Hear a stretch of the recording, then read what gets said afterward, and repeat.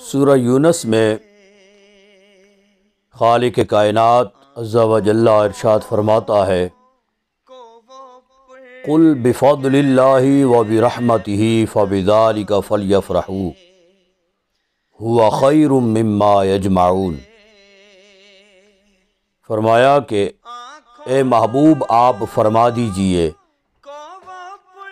بفضل اللہ، یہ جو اللہ کا فضل تم پر ہوا ہے، وبرحمتہ، اور اس کی رحمت جو تم پہ نازل ہوئی ہے، فبذالک، پس اس کے بدلے میں تم کیا کرو، فلیفرحوا، پس تم خوشیاں مناؤ۔ پھر فرمایا کہ ہوا خیر مما یجمعون، پس یہ خوشی منانا، فرمایا کہ یہ تمہارے لیے ہر اس چیز سے بہتر ہے جو تم جمع کرتے ہو۔ اس آیت مقدسہ میں رب ذوالجلال جل وعلا ہم مسلمانوں کو یہ حکم ارشاد فرما رہا ہے کہ اللہ تبارک و تعالیٰ کے فضل کے نازل ہونے کی وجہ سے اور اس کی رحمت کی وجہ سے تم خوشیاں مناؤ۔ لیکن یہاں پہ ایک قابل توجہ بات یہ ہے کہ دوسرے مقام پہ رب ذوالجلال ارشاد فرماتا ہے ان اللہ لا يحب الفارحین، بے شک اللہ خوشی منانے والوں کو پسند نہیں فرماتا۔ اب دونوں آیات میں تقابل کیسے ہوگا؟ وہاں پہ رب ذوالجلال یہ فرما رہا ہے کہ اللہ تبارک و تعالی خوشی منانے والوں کو پسند نہیں فرماتا، فارحین والوں کو اللہ پسند نہیں فرماتا۔ فارحین فرح کی جمع ہے، فرح کہتے ہیں خوشی منانے کو، لیکن یہاں پہ اللہ تبارک و تعالی خود ارشاد فرما رہا ہے فَلْيَفْرَحُوا، پس تم خوشیاں مناؤ۔ تو دونوں میں پھر جو ہے وہ تقابل کیسے ہوگا؟ وہ ایسے ہوگا کہ جہاں پہ اللہ تبارک و تعالی فرما رہا ہے ان اللہ لا يحب الفارحین، بے شک اللہ خوشیاں منانے والوں کو پسند نہیں کرتا، اس کا مطلب یہ ہے کہ ہر خوشی میں اللہ تبارک و تعالی نے اعتدال کو پسند کیا ہے، یعنی حد سے تجاوز کرنے والی جو خوشی ہوگی وہ اللہ تبارک و تعالیٰ کو پسند نہیں ہے، یعنی حدود سے تجاوز کرنے والی جو خوشی ہے، حدود اللہ کو توڑنے والی جو خوشی ہوتی ہے، وہ اللہ رب العزت کو پسند نہیں ہے۔ حدود اللہ سے تجاوز کرنے والی خوشی کون سی ہوتی ہے؟ یعنی ایسی خوشی ہو جس میں حدود اللہ کو پامال کیا جائے، اللہ کی حدوں کو پامال کیا جائے، جس میں غلغپاڑا کیا جائے، جس میں پینے اور پلانے کا کام جو ہے وہ کیا جائے، جس میں کوئی ناچ گانے وغیرہ ہوں، جس خوشی میں جو بہت زیادہ حد سے زیادہ تجاوز خوشی ہوتی ہے، اس میں پھر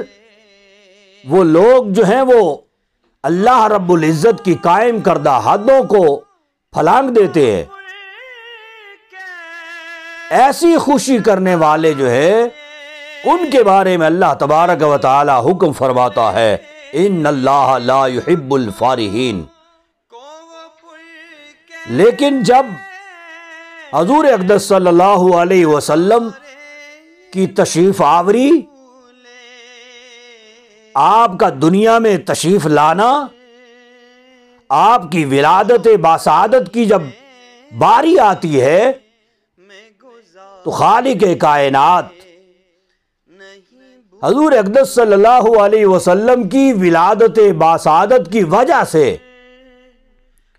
خود حکم ارشاد فرماتا ہے اور فرماتا ہے فَلْيَفْرَحُوا، اور اس میں رب کائنات کسی بھی قسم کی کوئی قید نہیں لگاتا۔ کیوں؟ اس لیے کہ اب باری جو ہے وہ رسول اللہ صلی اللہ علیہ وسلم کی ولادت کی ہے، اب باری ہے تو اللہ رب العزت کے پیارے محبوب پیارے حبیب کی ہے، اللہ رب العزت کے لاڈلے محبوب کی ہے، خالق کائنات کے پیارے حبیب کی باری ہے۔ لہذا جب حضور اقدس صلی اللہ علیہ وسلم کی باری آتی ہے تو فرمایا کہ اب جو ہے میں خود تمہیں حکم ارشاد فرماتا ہوں فَلْيَفْرَحُوا۔ اب حضور کی ولادت باسعادت ہو گئی، لہذا اب تم پر یہ لازم ہے کہ خوشیاں مناؤ، اب تم پر کوئی قید نہیں ہے، اب کسی بھی قسم کی کوئی حد نہیں ہے، البتہ حدود اللہ کو تجاوز نہیں کرنا ہے، اللہ کی قائم کردہ حدوں کو پھلانگنا نہیں ہے، کوئی ایسا کام نہیں کرنا ہے جو اللہ تبارک و تعالی کی پکڑ میں آنے والے کام ہوں۔ میلاد مصطفیٰ صلی اللہ علیہ وسلم منانے کے لیے اللہ رب العزت نے اس آیت کریمہ میں تاکید کے بعد تاکید، تاکید کے بعد تاکید، ایک نہیں بلکہ 5 تاکیدوں کے بعد فرمایا کہ فَلْيَفْرَحُوا، خوشیاں مناؤ۔ اور یہ بڑے ہی نکتے کی بات آپ کو بتا دوں کہ الحمد سے لے کر والناس تک پورے قرآن پاک میں اللہ تبارک و تعالی نے یہ انداز نہیں اپنایا کہ تاکید کے بعد تاکید ہو، تاکید کے بعد تاکید ہو۔ کسی بھی جگہ پہ جو بھی حکم ارشاد فرمایا ہے تو ایک تاکید یا زیادہ سے زیادہ 2 تاکیدیں، لیکن یہ ایسا حکم ہے خالق کائنات 5 بار تاکیدیں ارشاد فرمانے کے بعد پھر آگے ارشاد فرماتا ہے، اس وجہ سے کہ سننے والے چوکنے ہو کر یہ ارشاد گرامی، ارشاد باری تعالی جو ہیں وہ سنیں اور اس پر عمل کریں، اور سننے والے جو ہیں وہ جب یہ آیت کریمہ پڑھے اور سنے تو پھر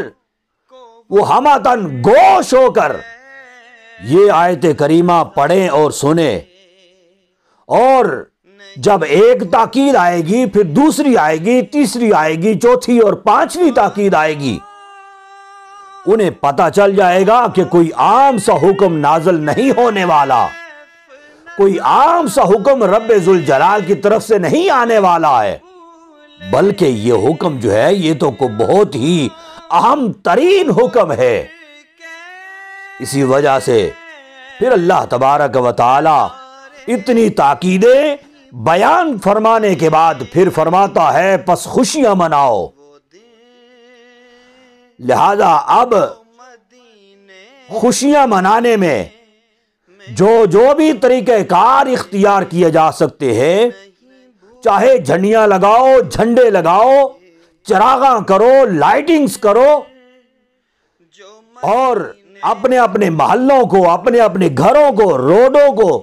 جہاں جہاں سجاوٹ کر سکتے ہو سجاوٹ کرو، اور جہاں جہاں بھی میلاد مصطفیٰ صلی اللہ علیہ وسلم کے تذکرے کر سکتے ہو کرو، جہاں جہاں بھی عظمت مصطفیٰ کے ڈنکے بجا سکتے ہو بجاؤ، جہاں جہاں بھی حضور اقدس صلی اللہ علیہ وسلم کی آمد کے چرچے کر سکتے ہو کرو، لہذا اب تم پر کسی بھی قسم کی کوئی پابندی نہیں ہے۔ اور بعض لوگ کہا کرتے ہیں کہ جی یہ اللہ کے فضل اور اس کی رحمت سے مراد کچھ اور ہے۔ میں یہاں پہ انہیں باور کروا دینا چاہتا ہوں کہ اللہ تبارک و تعالی قرآن مجید میں ہی خود ارشاد فرماتا ہے کہ اللہ تبارک و تعالی کے فضل سے مراد اور سب سے بڑا فضل اللہ تبارک و تعالی کا حضور اقدس صلی اللہ علیہ وسلم کی صورت میں ہمارے پاس آیا۔ 22ویں پارے میں اللہ تبارک و تعالی ارشاد فرماتا ہے وَبَشِّرِ الْمُؤْمِنِينَ بِأَنَّ لَهُم مِّنَ اللَّهِ فَضْلًا كَبِيرًا، فرمایا کہ سب سے بڑا فضل اللہ تبارک و تعالی کا مومنین پہ جو ہوا ہے وہ حضور اقدس صلی اللہ علیہ وسلم کی صورت میں ہوا ہے۔ اور پھر اللہ تبارک و تعالی یہ بھی ارشاد فرماتا ہے وَمَا أَرْسَلْنَاكَ إِلَّا رَحْمَةً لِلْعَالَمِينَ 17ویں پارے میں کہ سب سے بڑی رحمت بھی حضور اقدس صلی اللہ علیہ وسلم کی ذات بابرکات ہے۔ حضور اقدس صلی اللہ علیہ وسلم کو اللہ تبارک و تعالی نے عالمین کے لیے، تمام جہانوں کے لیے رحمت بنا کے بھیجا ہے۔ تو پھر جب یہ پتہ چل گیا کہ سب سے بڑا فضل بھی حضور اقدس صلی اللہ علیہ وسلم کی ذات بابرکات ہے اور سب سے بڑی رحمت بھی نبی رحمت صلی اللہ علیہ وسلم کی ذات بابرکات ہے، تو پھر ماننا پڑے گا کہ اللہ کے سب سے بڑے فضل اور اس کی رحمت کے نازل ہونے کی وجہ سے اور ہمارے پاس تشریف آوری کی وجہ سے ہم پر لازم ہے کہ ہم خوشیاں منائیں۔ فرمایا کہ جو کچھ بھی تم جمع کرتے ہو، چاہے مال و اسباب جمع کرتے ہو، مال و متاع جمع کرتے ہو، کوٹھیاں بنگلے جمع کرتے ہو، گاڑیاں جمع کرتے ہو، آل اولاد جمع کرتے ہو، جو کچھ بھی جمع کرتے ہو، فرمایا کہ یہ خوشی منانا حضور اقدس صلی اللہ علیہ وسلم کی تشریف آوری کی وجہ سے یہ ان تمام جمع ہونے والی چیزوں سے سب سے زیادہ افضل و اعلیٰ ہے۔ وما علینا الا البلاغ المبین۔